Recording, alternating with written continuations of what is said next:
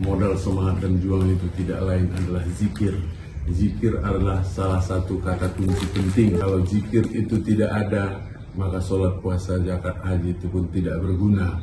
Apalah gunanya orang sholat kalau waktu sholat dia tidak ingat Allah. Kita sangat berterima kasih kepada Tuan Guru karena telah membimbing kita, telah mau menerima kita sebagai murid. Kan beliau sebagai mursyid kita, menuntun kita untuk berzikir.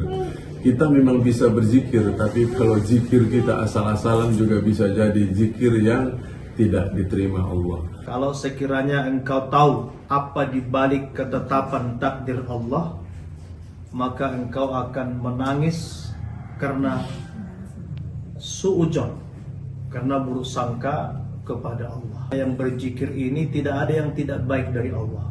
Jatuh secara syariat, tetapi kita mengalami mi'raj secara hakikat. Pandangan zohir mungkin seseorang itu buruk, tetapi secara batin, hakikat, hati kita lah yang busuk melihatnya. Ada orang sampai kepada ilmu, tetapi tidak sampai kepada amal. Ada orang sampai kepada amal, tapi tak sampai kepada rasa. Ada orang sampai kepada rasa, tapi tak sampai kepada derajat. Ada orang sampai kepada derajat, tapi tak sampai kepada martabat. Orang yang berzikir itu memang diberikan Allah kedudukan istimewa. Jadi jangan berpaling dari zikir ini. Turidu jinatal hayati dunia. Masuk torekoh karena jabatan, masuk tawajuh karena jabatan. Begitu jabatan hilang, tak lagi tawajuh, tak lagi berzikir. Zikir yang tidak diasah bisa kelam. Satu detik ku temukan diriku lupa kepada Allah, ku hukumkan diriku kafir.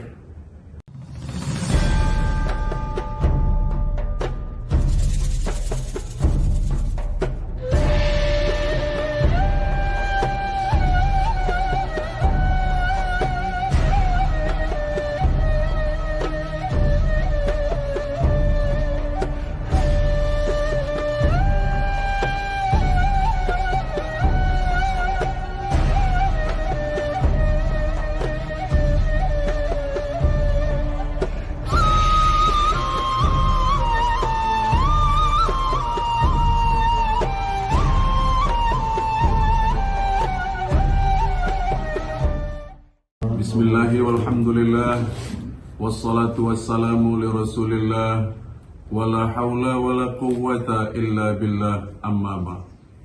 Yang kita hormati, kita muliakan, kita sayangi dan kita cintai Tuan Guru kita, Tuan Syekh Mursyid Dr. Haji Ahmad Sa'ban Ar-Rahmani Rajagugu MA bersama ibu, bersama anak, bersama seluruh keluarga besar di Persulukan Serambi Babu Salam Simalungun saat ini. Hadir juga di sini sahabat saya Tuan Khalifah Harun, Tuan Regar, ada juga istri saya dan juga anak saya yang kebetulan libur saat kuliah di Mesir datang ke Indonesia berlebaran. Pada Tuan Guru kami bahwa ini adalah anugerah, bahwa ini adalah hadiah atau ketentuan yang ditakdirkan oleh Allah. Di dalam perjalanan zikir itu, segala apa yang ditakdirkan Allah atas alam ini adalah kita yakini, adalah kita imani, adalah kita terima. Kita tidak boleh menolak dari takdir itu. Kalau takdir itu berat, maka kita minta kepada Allah untuk dilembutkan. Tapi kita tidak boleh lari atau tidak boleh menolaknya. Siapa-siapa, kata Nabi, man lam yashkur ala na'ma'i wa lam yasbir ala qadai fal yakhruj min tahti sama'i wal yatlub rabban siwaya. Siapa yang enggak bersyukur atas nikmat yang kuberikan dan tidak sabar dia atas ketentuan yang kutetapkan, silakanlah keluar dari kolong langitku ini dan carilah Tuhan selain aku. Itu tentu saja sebuah keputusan bahwa kita ini adalah hamba dan Allah itu adalah Tuhan, adalah pemilik. maka kita serahkan sajalah apa-apa yang telah diberikan Allah kepada diri kita selain badan dan ruh kita untuk taat dan patuh kepada apa yang diperintahkan Allah. Apakah itu sholat, apa itu puasa, apa itu zakat, apa itu haji, atau apapun itu amalan-amalan lainnya. Dan untuk melakukan itu perlu semangat dan juang. Modal semangat dan juang itu tidak lain adalah zikir. Zikir adalah salah satu kata kunci penting dalam menjalankan sholat, puasa, dan zakat dan haji. Kalau zikir itu tidak ada, maka sholat, puasa, zakat, haji itu pun tidak berguna. Apalah gunanya orang sholat kalau waktu sholat dia tidak ingat Allah? Apa juga gunanya puasa kalau waktu puasa dia tidak ingat Allah? Apa gunanya zakat dan apa gunanya haji? Kita sangat berterima kasih kepada Tuan Guru karena telah membimbing kita, telah mau menerima kita sebagai murid, yang kita tempatkan beliau sebagai mursyid kita, menuntun kita untuk berzikir. Kita memang bisa berzikir, tapi kalau zikir kita asal-asalan juga bisa jadi zikir yang tidak diterima Allah. Jadi beliau Tuan Guru kita ini sudah menyediakan dirinya, jiwanya untuk membimbing kita, membimbing umat ini dengan berzikir di jalan Allah. Semoga Tuan Guru sehat bersama keluarga, dipanjangkan umur, dimudahkan rezeki yang melimpah dari sumber yang halal, rukun damai, sakinah, mawaddah, warahmah, juga kami yang datang dan juga nanti setelah kami kembali dari sini. Wabillahi taufiq wal hidayah. Wassalamualaikum warahmatullahi wabarakatuh.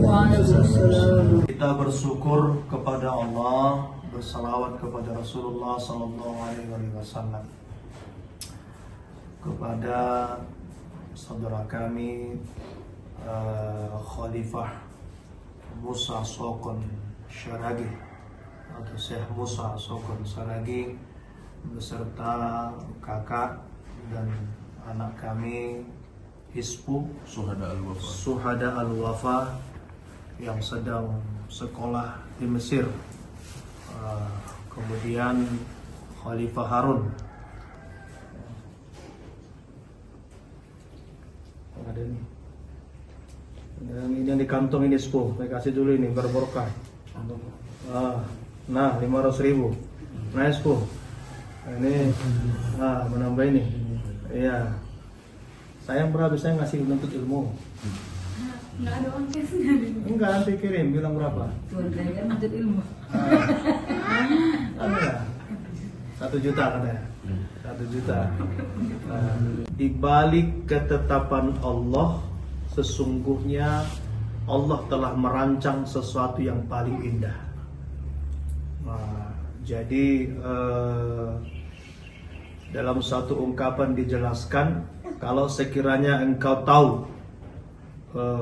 apa di balik ketetapan takdir Allah, maka engkau akan menangis karena suudzon, karena buruk sangka kepada Allah.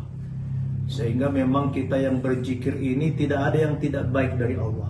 Meskipun dalam pandangan manusia itu bersalah-salahan. Jadi ada kadangkala manusia itu memandang kita sedang terjatuh secara syariat, tetapi kita mengalami mi'raj secara hakikat. Ada orang nampak secara zahir sakit sehingga kita anggap itu menjadi musibah, tapi kita tidak tahu dengan sakitnya itu Allah menaikkan derajatnya, menggugurkan dosa-dosanya. Jadi justru terkadang ada orang yang kita yakini secara syariat mendapatkan kebaikan, mendapatkan jabatan misalnya, tetapi ternyata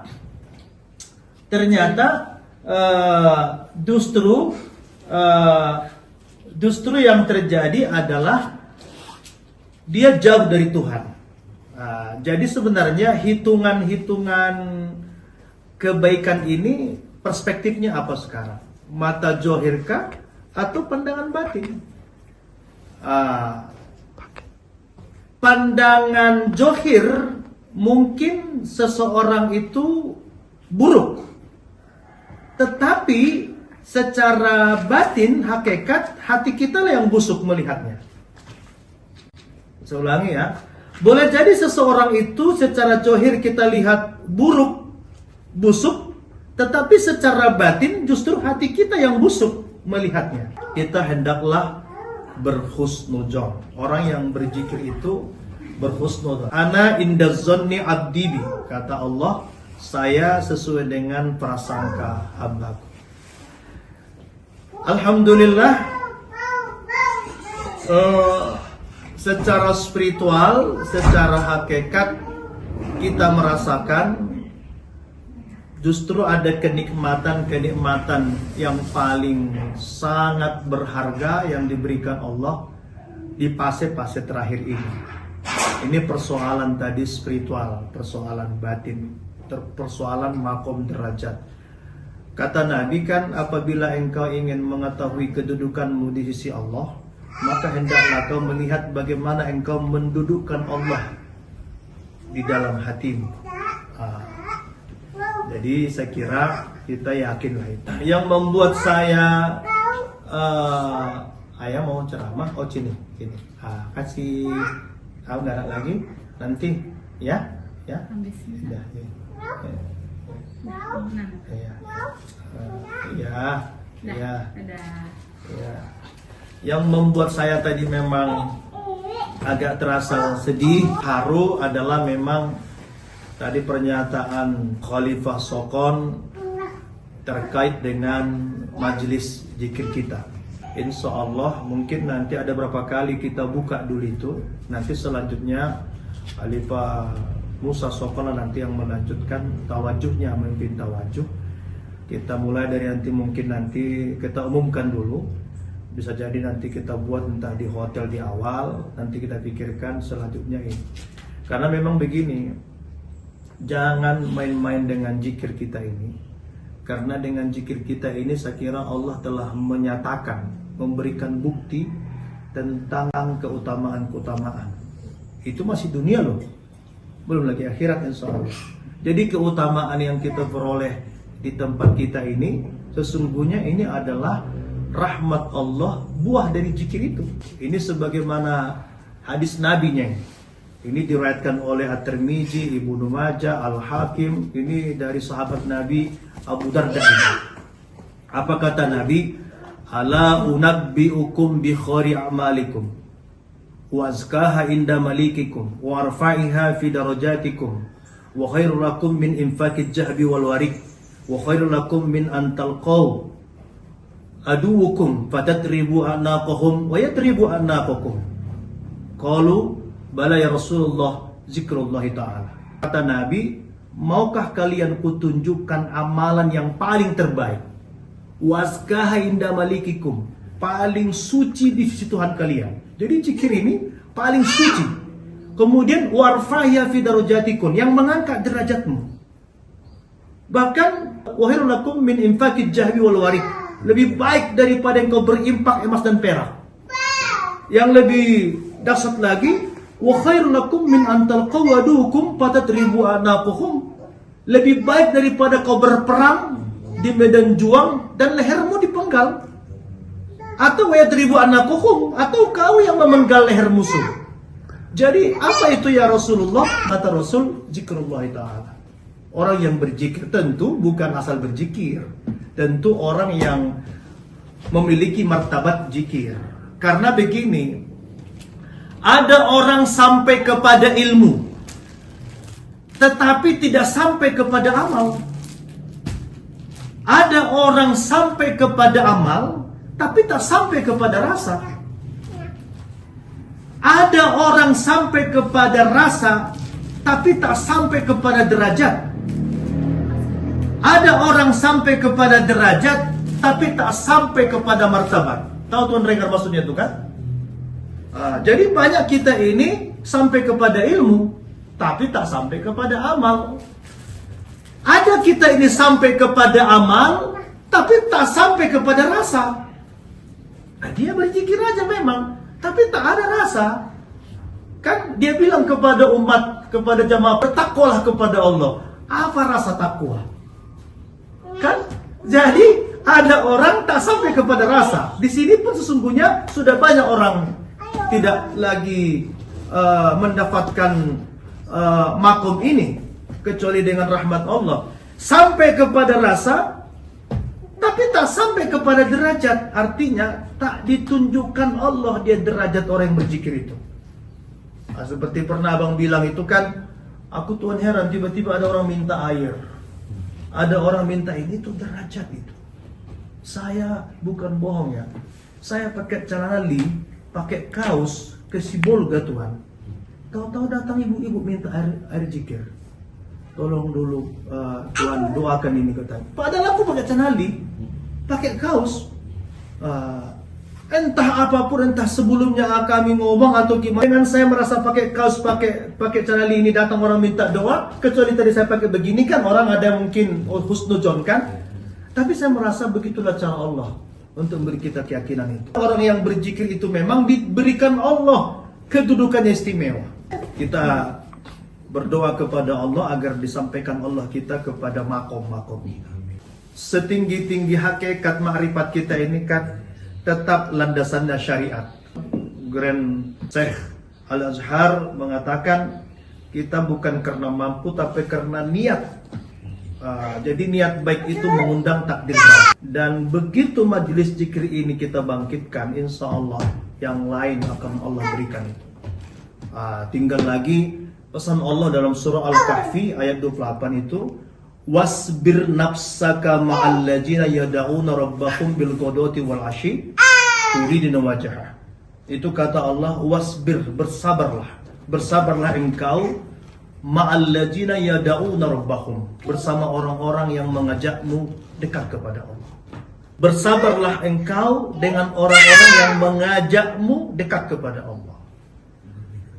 Bil ghadati wal 'ashyi, yang dia mengajakmu berzikir di waktu pagi dan petang. Yuriduna wajhah, yang mengharapkan ridho Allah. Wala ta'du 'ainaka anhum, jangan palingkan wajahmu. Jangan palingkan wajahmu, jangan berpaling dari seruan itu. Jadi jangan berpaling dari zikir ini. Apalagi berpalingnya, wala ta'du 'ainaka anhum turidu jinatal hayatid dunya. Masuk torekoh karena jabatan, masuk tawajuh karena jabatan. Begitu jabatan hilang, tak lagi tawajuh. Aduh, tak lagi berzikir. Ya Tuan Regar ya. Begitu habis jabatan, tawajuh pun tanggal. Itu dikecam oleh Allah. Jadi jangan berpaling karena kepentingan dunia. Bahkan ditegaskan lagi oleh Allah, wala tuti man aghfalna qalbahu an zikrina, janganlah kau ikutkan hati yang sudah lalai. Hati yang sudah lalai dari mengingat kami, berzikir kepada kami, dan mereka itulah mengikuti hawa nafsu dan telah melampaui batas.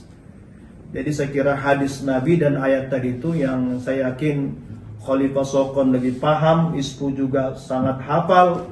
Tinggal lagi bagaimana kita mengambil makom dari ayat dan hadis itu. Sampai kita makom mana? Sekedar tahu, amal, rasa, derajat, martabat. Jadi itu, dan itu abang sampaikan itu pesan kita di sini tentang ilmu, tingkatan ilmu dan kehampiran di sisi Allah. Yang paling utama kita yang sudah khalifah ini, yang sudah berzikir ini adalah menjaga rahmat-rahmat Allah yang diberikan Allah kepada kita ini. Menjaga makom, menjaga rahasia, menjaga ma'rifat agar ini tidak kelam. Karena zikir yang tidak diasah bisa kelam. Jadi karena ada ungkapan